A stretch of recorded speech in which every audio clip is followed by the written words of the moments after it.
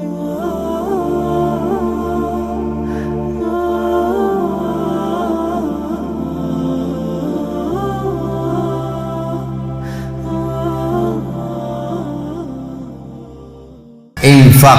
sedekah. Harus kita ubah nih satu kaidah kapitalis yang mengatakan menabung pangkal kaya. Maaf teman-teman yang suka nabung nih. Bukan saya larang nabung, bukan. Tapi dalam Islam bukan menabung pangkal kaya, tapi sedekah pangkal kaya. Nggak bisa ketemu antara nabung dengan sedekah, nggak bisa ketemu nih. Susah ketemunya. Karena sedekah disuruh keluarin, ini nabung disuruh simpan, gitu kan? Nggak bakal ketemu. Dalam Islam makin sering kita keluarkan di jalan Allah, makin terbuka tuh rezekinya. Ya, ini dalilnya banyak. Di antaranya hadis Bukhari, hadis Qudsi, di mana Allah Subhanahu wa taala berfirman, kata Nabi SAW, Allah berfirman, "Ya bna Adam, anfik alaik." Wahai anak Adam, berinfak dulu di jalanku, aku baru berinfak padamu. Sedekahin dulu, baru aku kasih kamu. Jadi ini kata kuncinya, makin sering keluarkan maka makin bagus. Makin bagus yang kita kasih, ya, makin sempurna balasan dari Allah. Coba renungi perkataan Urwah bin Zubair rahimahullah, seorang ulama tabi'in yang masyhur. Urwah bin Zubair ini ayahnya namanya Zubair bin Awam, salah satu sahabat ya, dari 10 orang yang jamin masuk surga. Anaknya namanya Urwah, ulama besar, gitu kan, dari tabi'in. Urwah mengatakan, janganlah seseorang di antara kalian memberikan untuk Allah, keluarkan di jalan Allah sedekah, sesuatu yang dia malu kalau dia berikan kepada pemimpin satu kaum. Begini maksudnya. Saya ingin tanya teman-teman, coba renungin dan jujur jawabnya ya. Kalau seandainya Anda tiba-tiba diundang oleh, saya nggak tahu nih, di Bali ini apa? Wali kota ya? Diundang oleh wali kota. Baik, bapak ini atau ibu ini diundang ke wali kota, ditelepon khusus, datang ya ke kantor saya besok, dan tolong beliin saya buah. Pesan beli buah. Kira-kira teman-teman sekalian, pada saat wali kota pesan buah dari Anda ini, beli buahnya di mana? Di pasar kaki 5 kan? Emperan jalan? Masuk supermarket. Cari buah yang biasa-biasa saja tuh, buah yang paling bagus. Kalau ada sedikit rusak, kulitnya tercoret atau mungkin terkelupas, dimasukin nggak? Setelah kita beli buah-buah yang paling bagus, yang paling mahal, ditaruh di kresek atau cari alat yang taruh tempat yang lain. Cari keranjang, pakai plastik, pakai kartu nama, luar biasa. Kenapa? Karena wali kota yang pesan. Coba teman-teman sekalian, kalau ibu Anda yang pesan, bapak yang pesan, nah beliin ayam, beliin ibu jeruk ya, buah. Beli di mana kira-kira? Di kaki 5. Kemudian penjualnya bilang, ini ada rusak sedikit, nggak apa-apa, masukin aja. Pakai kresek tua ini, bekas ikan, udah nggak apa-apa. Ini yang Urwah rahimahullah berkata, janganlah seseorang di antara kalian ya memberikan untuk Allah di jalan Allah. Orang tua kita tuh kalau bakti luar biasa pahalanya kan gitu. Yang kalian malu kalau kalian berikan kepada pemimpin satu kaum. Mestinya ibu ayah kita tuh dibuatin kayak tadi tuh, malah lebih hebat daripada itu. Pilihin buah yang paling bagus, dikemas yang paling bagus dan seterusnya. Mestinya begitu. Tapi seperti itulah manusia, karena tidak paham teman-teman sekalian. Sesuatu yang dikeluarkan di jalan Allah akan mendatangkan respon rezeki yang banyak.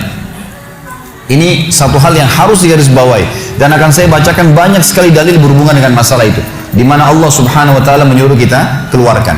Ingat, makin baik kita berikan, makin baik juga respon dari Allah Subhanahu wa taala. Coba teman-teman muhasabah nih. Kalau celengan masjid lagi lewat dan Anda punya 1000 baru 1000 tua, yang mana ditaruh? 1000 tua. Kenapa 1000 tua yang ditaruh? Karena belum tahu nih, kalau saya berikan di jalan Allah, ini akan datang responnya. 1000 baru yang kita beli air mineral di luar sana, ini pemahaman yang salah. Ini yang kita mau lurusin malam ini. Mestinya teman-teman sekalian cari uang yang baru dikasih ke jalan Allah, yang tua dipakai belanja. Mestinya begitu. Karena makin baik kita berikan, maka makin baik responnya, gitu kan? Makanya kata para ulama, siapa yang memberikan sesuatu yang baik pada Allah di jalan Allah, Allah akan balas dia dengan kebaikan. Saya akan angkat sebuah kisah teman-teman sekalian. Kisah seorang ulama tabi'in bernama Rabi' ibn Haytham rahimahullah. Rabi' ibn Haytham ini ulama yang sangat terkenal dengan kesolehannya, luar biasa kesolehannya orang ini. Jadi dia di akhir hidupnya, Rabi' ibn Haytham ini muridnya Abdullah bin Umar, muridnya Abu Musa al-Asy'ari, sahabat-sahabat yang mulia. Ini murid langsungnya, ulama tabi'in yang terkenal, Rabi' ibn Haytham. Rabi' ibn Haytham ini di akhir hidupnya sempat stroke setengah badan. Datanglah dua orang muridnya bertamu ke rumahnya, dan ini termasuk adab yang baik. Kalau teman-teman mendapatkan seorang alim ulama dan memang dia bersedia bisa didatangin, kunjungin, minta nasihat, atau ketemu minta nasihat, atau ada di pengajiannya lah. Mereka datang mengatakan, begitu masuk, kebetulan stroke setengah badan, bagian kiri tubuhnya stroke ini. Ada 4 kejadian di rumahnya pada saat itu.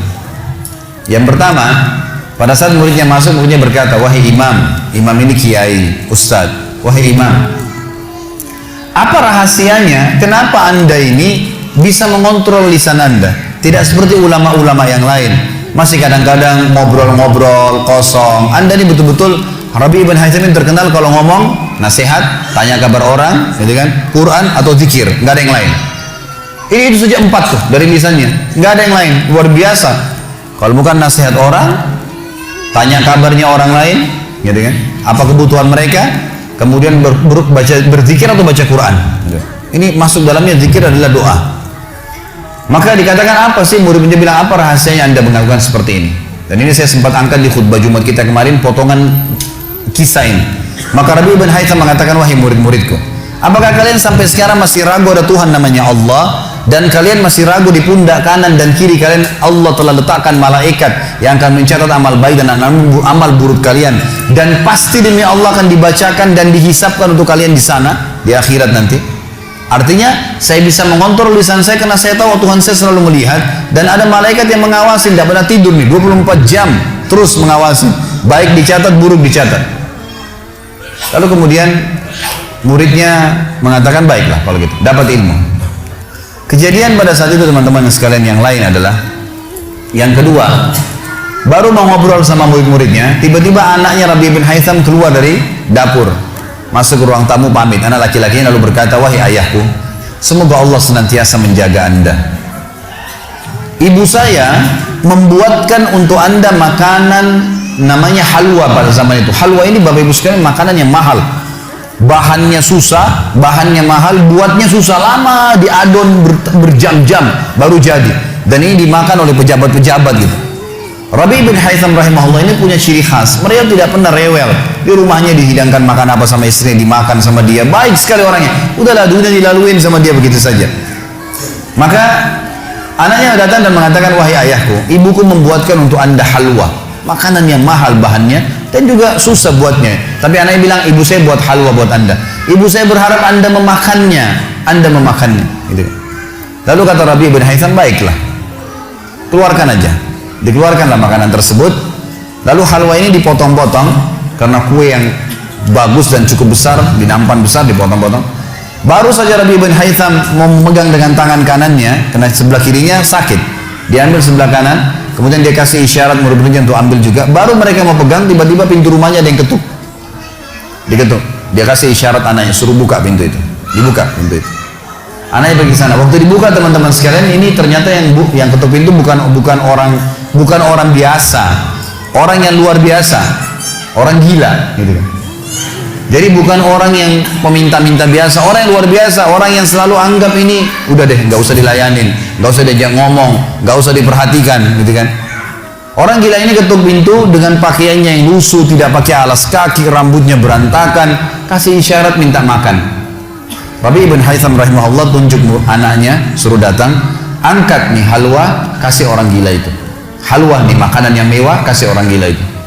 Dibawa sama anaknya. Anaknya ini, Rabi' bin Haytham waktu bawa piring itu, niatnya ingin memberikan ke orang gila 1 potong, gitu kan. Begitu tiba depan pintu, orang gila lihat makanan enak, walaupun gila tahu juga nih makanan enak, gitu kan. Diambil sama dia piringnya, diambil, dimakan semua. Dalam kisahnya dikatakan sampai air liurnya jatuh di situ, dihabisin sama dia. Sudah habis teman-teman sekalian, apa yang terjadi? Orang gila nggak ngerti, dia nggak terima kasih, nggak apa, piringnya dilempar pergi. Anaknya Rabi' bin Haytham ini tahu nilainya makanan yang ibunya buat tadi. Diambil piring itu, ditutup pintunya, lalu dia kembali lagi. Kemudian dia bilang sama ayahnya, wahai ayahku, semoga Allah senantiasa menjaga anda. Sebelum saya lanjutkan kisah teman-teman sekalian, saya sarankan juga bahwa teman-teman di sini yang sudah punya anak, biasakan selalu menggunakan doa antara suami istri dengan anak, itu penting sekali. Karena kata Nabi SAW, jangan ucapkan kata-kata doa yang bisa berbau doa buruk buat kalian, diri kalian, keluarga kalian, dan harta kalian. Karena bisa saja malaikat lewat dan mengaminkannya. Kita harus selalu doa yang baik, gitu kan? Jadi Rabi' bin Haytham membiasakan anaknya untuk dilatih berdoa yang baik. Jadi selalu kalau mau minta tolong, nak, semoga Allah menjagamu, ambilkan ayah ini. Nak, semoga begini, semoga Allah menjagamu, semoga Allah berikan kau rezeki, ambilkan ayah seperti ini. Jadi selalu diikuti dengan doa. Anaknya pun terbiasa mendoakan ayahnya. Dalam kondisi anaknya jengkel karena perilaku si orang gila tadi, dia kembali dan masih sempat mengatakan, ayah, semoga Allah menjaga anda. Tadi itu ayah yang minta-minta orang gila.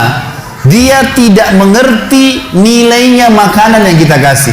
Kalau tadi anda suruh saya ke dapur ngambil apa saja, roti lah, apalah, dia makan juga. Kenapa harus halwa yang ibu saya setengah mati buat, biayanya mahal, buatnya lama, gitu kan? Jadi anaknya butuh jawaban nih. Perhatikan apa jawabannya orang beriman kepada Allah dan tahu benar kata kunci bertambahnya rezeki justru dengan sedekah itu. Kata dia apa? Ya waladi illam yadri fallahu yadri. Baru dia baca ayat lan tanalul birra hatta tunfiqu mimma tuhibbun. Wahai anakku, kalau orang gila itu tidak tahu nilainya makanan yang kita kasih, nggak penting buat saya. Karena Allah tahu nilainya, bukan dianya, tapi Allah tahu nilainya. Dan ingatlah firman Allah, kalian tidak akan mendapatkan, gitu kan? Kalian tidak akan mendapatkan balasan sempurna daripada sedekah kalian sampai kalian menginfakkan apa yang paling kalian cintai. Saya suka halwa itu, tapi disuruh kasih. Teman-teman sekalian, pelajaran luar biasa dari kisah ini. Pernah nggak kita berpikir berikan makan orang gila? Kadang-kadang subhanallah kita lihat orang gila ambil di sampah, kita biarin, nggak mau dilihat. Kalau kita nggak kasih makanan, dia siapa yang akan kasih makan? Dan Allah tetap menilai kita dan sesuai dengan niatnya. Innamal a'malu binniyat. Termasuk saya pernah jelaskan ke jamaah saya di pengajian. Kalau ada orang datang ke masjid kita ini sekarang bawa proposal, teman-teman sekalian, nih proposal, saya mau bangun masjid, butuh bantuan 1 miliar, kita nyumbang semua, terkumpul 1 miliar. Sebulan kemudian kita tahu orang itu dusta, rugi kah kita? Tidak rugi sama sekali. Kita akan dapatkan pahala bangun masjid walaupun masjidnya belum dibangun. Karena innamal a'malu binniyat, gitu kan? Allah akan kasih begitu. Siapa yang niat mengerjakan satu perbuatan, niat dalam hatinya, belum dikerjakan dapat 1 pahala, dikerjakan diberikan pahala 10 kali lipat sampai 700 kali lipat, kata Nabi SAW. Jadi jelas sekali, gitu kan? Bagaimana Rabi' bin Haytham mengajarkan kepada kita bersedekah, teman-teman, sampai pada orang gila pun dikasih. Karena Allah akan menilai kebaikan itu. Bagaimana bisa kita tidak lakukan? Maka selesai kisah yang kedua. Kisah yang ketiga adalah muridnya mengatakan, wahai imam, apa nasihat anda? Apa nasihat anda untuk kami dalam masalah ibadah? Tentu yang jadi saksi bahasan tadi orang gila dikasih makan itu ya. Maka dia mengatakan waktu ditanya oleh muridnya apa nasihatnya dalam ibadah? Ibadah kami apa nasihatnya? Sholat, puasa, apa nasihat anda? Maka beliau mengatakan, alaikum bil asrar, rahasiakan amal soleh kalian. Jangan ceritakan sama siapapun. Kerjakan tapi jangan ceritakan. Udah, Allah sudah utuskan ada malaikat yang catat semua kebaikan, tidak dibayar, tidak pernah tidur, lengkap semua data-datanya hari kiamat. Semua dicatat. Rahasiakan amal soleh kalian, jangan ceritakan sama siapapun, jangan buka sama siapapun. Baik. Lalu kejadian terakhir di rumahnya adalah teman-teman sekalian, waktu itu terdengar azan duhur, stroke setengah badan. Lalu Rabi' bin Haytham ini saya sekarang berikan motivasi kepada teman-teman yang masih malas sholat di masjid. Rumah Allah harus didatangi teman-teman sekalian, fadilahnya sangat besar. Kata Nabi SAW, setiap orang ke masjid, setiap langkahnya mengangkat derajatnya 1 langkah, yang 1 langkah mengampuni dosanya. Setiap ke masjid dapat 1 istana di surga, dan pulang dari masjid 1 istana lagi. Hadis sahih semua menjelaskan masalah ini, gitu kan? Belum fadilah sholat berjamaahnya, belum terbangun ukhuwah, belum dan seterusnya. Belum lagi hadis Nabi SAW, siapa yang tidak kehilangan takbiratul ihram pertama imam selama 40 hari, dia akan selamat dari akan diselamatkan dari sifat kemunafikan. Banyak fadilahnya. Rabi' bin Haytham rahimahullah stroke setengah badan, teman-teman sekalian. Lalu dia dengar azan duhur, dia kasih isyarat anaknya sudah tahu, suruh datang. Anaknya lalu menopang tubuhnya dia yang sebelah kanan, minta diantar ke masjid. Stroke setengah badan dan sudah sangat tua. Lalu muridnya bilang, saya lalu kemudian membantu menopang tubuhnya yang stroke, dan demi Allah untuk kami membawanya ke masjid, kakinya yang stroke terseret di tanah. Lalu saya bisikin di tengah jalan, imam, hai kiai, hai guru, Anda kan punya rukhsah, punya keringanan, sholat aja di rumah. Stroke, tua, susah gitu kan. Lebih baik sholat di rumah. Apa kata dia? Orang beriman tidak mengenal stroke kah, sakit keras kah, ibadah kepada Allah nggak terganggu nih. Kata dia, wahai muridku, aku mendengarkan dengan kupingku ini azan, hayya 'alas shalah, hayya 'alal falah, ayo salat, ayo mendapatkan kemenangan dari Allah, hanya melalui lisan muadzin saja. Karena semua muadzin sama mengucapkan, mau orang Afrika, mau orang Arab, mau orang Melayu, azannya sama, hayya 'alas shalah, hayya 'alal falah. Allah memanggil saya mengatakan, ayo sholat, pencipta langit dan bumi, ayo mendapatkan kemenangan. Lalu saya sholat di rumah saya, demi Allah saya akan datangi masjid walaupun saya merangkak. Luar biasa nih ya, keimanan membuat seseorang stroke pun bisa beribadah kepada Allah. Tapi dari kisah kita ya, dari 4 kejadian di rumah Rabi' bin Hasan adalah bagaimana dia bersedekah kepada orang fakir miskin tadi. Ada riwayat Bukhari yang lain teman-teman sekalian berbunyi, kata Nabi SAW, dulu di zaman Bani Israel ada 2 orang. Di zaman Bani Israel ada 2 orang. 2 orang ini bersahabat, dua-duanya punya kebun. Dua-duanya punya kebun. Kebun ini mereka lagi nunggu hujan, dan satu negeri itu belum turun hujan. Tiba-tiba si A sama si B. Si A ini melihat ada awan, kata Nabi SAW, lewat di atas kebunnya. Dan terdengar suara dari awan itu berkata, turunkanlah hujan di kebunnya fulan, kebun temannya dia di sebelah. Maka dia bilang, kata Nabi SAW, orang ini pun mengikuti awan tersebut. Ternyata betul, awan itu menggumpul semuanya di atas kebun temannya, hujan. Tapi cuma kebun temannya, yang lain nggak kena hujan. Maka Nabi SAW mengatakan, dia pun bertanya pada temannya, apa yang kamu lakukan dengan kebunmu? Sampai di musim panas seperti ini pun Allah masih menurunkan hujan untuk kebunmu saja. Apa yang dia bilang? Dia bilang, saya membagi keuntungan dari usaha saya ini menjadi 3. Keuntungannya bukan modal. Sepertiganya saya infakkan di jalan Allah, langsung saya keluarkan. Sepertiganya lagi saya tambahkan ke modal. Sepertiganya lagi saya gunakan untuk keperluan keluarga saya. Jadi ternyata teman-teman sekalian, sedekah itu betul-betul sangat luar biasa, membuka pintu rezeki. Jadi makin dikeluarkan, makin royal, makin datang. Saya sarankan teman-teman kalau bisa ikutin ceramah saya di YouTube, ada tentang Abdurrahman bin Auf, sahabat Nabi, serial sahabat.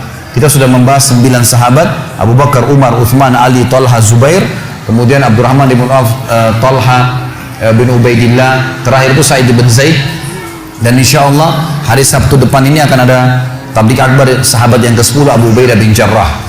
Abdurrahman bin Auf, salah satu sifat ciri khasnya, semua sahabat suka bersedekah, tapi Abdurrahman ini luar biasa dalam sedekah, luar biasa. Beliau pernah kedatangan keuntungan 1 peti emas di satu malam, gak bisa tidur, gelisah. Istrinya tanya, kenapa Abdurrahman?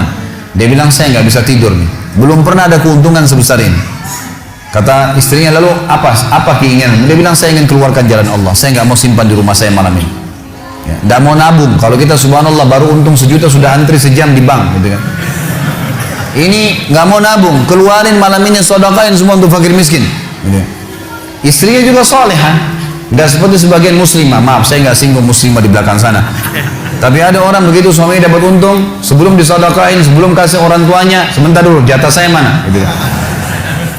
Ini enggak, istrinya mengatakan, sedekahin, ayo kita sama-sama. Dibungkuslah emas-emas itu, koin-koin emas, dirham emas itu, kemudian dibagiin, habis. Subhanallah, karena ikhlasnya mensedekahkan semua keuntungan malam itu, besok dalam riwayat saya dikatakan datang 2 peti keuntungan dengan produk yang sama. 2 peti emas dikeluarin sama Abdurrahman, 2 peti emas. Hari ketiga datang 3 peti keuntungan, dikeluarkan hari keempat datang 4 peti, begitu terus sampai Abdurrahman memiliki sebuah gudang penuh dengan emas. Waktu Abdurrahman radhiyallahu anhu meninggal dunia, waktu mau dibagi warisannya, itu emas-emasnya saking sudah ditumpuk-tumpuk sampai melengket satu sama yang lain. Waktu mau dipisahin dibagi, itu harus pakai kampak, dan yang mengkampak itu tangannya sampai memar, luka gitu. Saking banyaknya, selalu sedekah. Setiap hari beli 33 budak dibebasin. Setiap hari beli budak bebasin. Setiap hari datangkan 30 kafilah, ya 30 ekor unta untuk diparkir, ditaruh di tengah-tengah jalan, di tengah-tengah jalan Madinah. Lalu pegawainya berteriak, Abdurrahman membagi-bagi buat kalian, silakan, semua ambil kebutuhannya. Luar biasa gitu. Kita subhanallah kadang-kadang bersedekah, kalau orang datang itu pun masih perhitungan, gitu kan. Ini nggak sengaja cari orang yang butuh lalu dikasih. Maka lihat bagaimana mereka memahami tentang masalah sedekah ini teman-teman sekalian. Dalam hadis yang dikatakan sadaqatu tudfi'u ghadabur rahman. Sedekah itu bisa meredam murkanya Allah. Keluarin, jangan ragu dengan masalah sedekah itu. Karena itu kata kunci datangnya rezeki. Mari kita dengarkan ayatnya.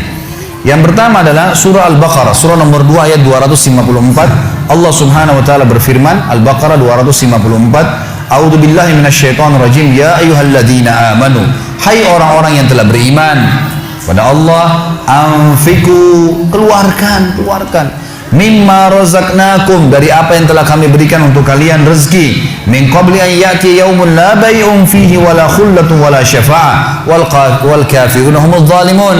Sebelum datang hari nanti kalian menyesal, nggak ada lagi hari transaksi, nggak ada lagi kasih sayang, tidak ada lagi pertolongan, hari kiamat. Teman-teman sekalian, maaf kalau anda punya rezeki banyak di rekening, masya Allah, bagus, tapi usahakan selalu ada sedekahnya. Karena kalau kita biarkan numpuk, kita cuma bangga di angka tulisan, di print bukunya, oh iya banyaknya 2 miliar, 10 miliar. Kita cuma bangga dengan angka. Apa yang mau dibanggain? Pada saat antum meninggal, kalau antum tidak sedekahkan, teman-teman sekalian, tidak punya masjid yang dibangun, nggak punya kegiatan amal jariah, nggak pernah punya sesuatu buat dia infakkan sebenarnya, gitu kan? Maka pastikan orang seperti ini akan menyesal pada saat meninggal. Coba ya saya sedekahin dulu. Makanya kata Nabi SAW, hartamu yang sebenarnya, harta yang kau sedekahkan selama kau hidup, itu harta sebenarnya. Dan harta yang bukan sebenarnya yang kau habiskan beli makanan dan pakaian, habis semua. Yang kau sedekahin. Seorang ulama salaf dulu pernah ditanya, setiap dia dapat keuntungan selalu sedekahin, dapat keuntungan selalu sedekahin, selalu sedekahin. Dipakai untuk kebutuhan keluarganya, sisanya sedekah, nggak ditabung sama dia, dihabisin. Maka pada saat ya ada teman-temannya kumpul di rumahnya lalu berkata, wahai fulan, apa kok nggak sayang hasil kerimatmu? Bukannya ditabung malah dikeluarin terus. Kok nggak sayang sama hartamu tuh? Kata dia apa? Justru saya sayang sama harta saya. Karena saya sayang, jadi saya mau bawa harta saya sampai di akhirat. Ini sedekah saya bawa sampai di akhirat. Kalau saya simpan di sini, saya cuma tabung untuk dunia saja. Gitu. Jadi lihat bagaimana mereka memahami tentang masalah sedekah itu. Kemudian dikatakan, dan orang-orang kafir, mereka lah orang-orang yang zalim. Mereka tidak mau sedekah, maka mereka zalim sebenarnya. Kemudian surah Ibrahim, surah nomor 14 ayat 31 sampai 34. Allah Subhanahu wa taala berfirman, A'udzubillahi minasyaitonirrajim, Qul li'ibadiyalladzina amanu.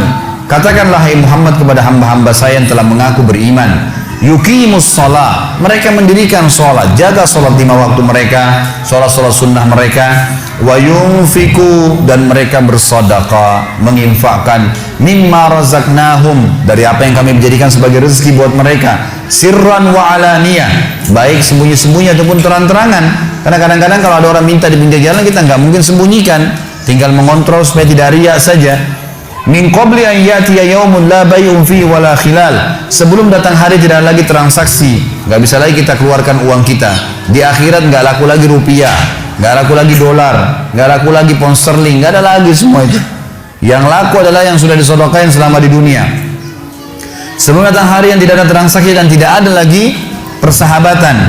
Allahul ladzi khalaqas samawati wal ard, yang menyuruh kalian sholat tadi dan menginfakkan apa yang kalian telah diberikan adalah Allah yang telah menciptakan seluruh langit dan bumi. Wa anzala minas samai ma'a, dan telah menurunkan dari langit air. Fa akhraja bihi minas samarati rizqan lakum, lalu dengan air hujan itu dia tumbuhkan buah-buahan sehingga kalian bisa menjadikannya sebagai rezeki kalian, menutupi kebutuhan kalian.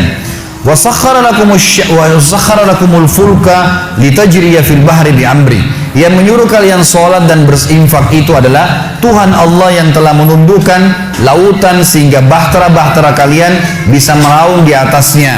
Wa sakhkhara lakumul anhar, juga yang telah menundukkan sungai-sungai buat kalian, bisa dilewatin atasnya, bisa diambil ikan-ikan dan seterusnya yang ada di dalam lautan dan sungai itu. Wa sakhkhara lakumus syamsa wal qamara da'ibain, dan juga yang menyuruh kalian sholat dan menginfakkan harta kalian adalah yang telah membuat, yang menundukkan matahari dan bulan yang rutin terus menerus setiap pagi dan malam silih berganti untuk memenuhi kebutuhan kalian. Wa sakhkhara lakumul laila wan nahar, dan menundukkan juga buat kalian malam untuk istirahat dan siang untuk bekerja.